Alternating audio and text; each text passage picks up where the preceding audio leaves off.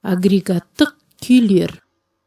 Үлгі әртүрлі агрегаттық күйдегі судың микроқұрылымын қарап шығуға мүмкіндік береді.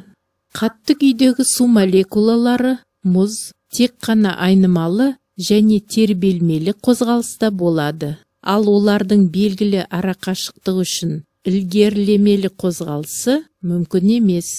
Мұздың айқын кристалдық құрылымына, сондай-ақ молекулаларының бағытына назар аударыңдар. Сутегі атомының кейбір молекулалары оттегі атомына қарай бағытталған. Сонымен бірге, судың әрбір молекуласы ең жақын 4 басқа молекулалармен байланысқан.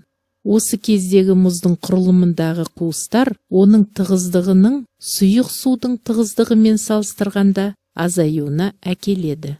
Сұйық күйдегі су тұтас орта ретінде болады. Молекулаларының арасындағы арақашықтық молекулалардың өздерінің өлшемдерімен шамалас.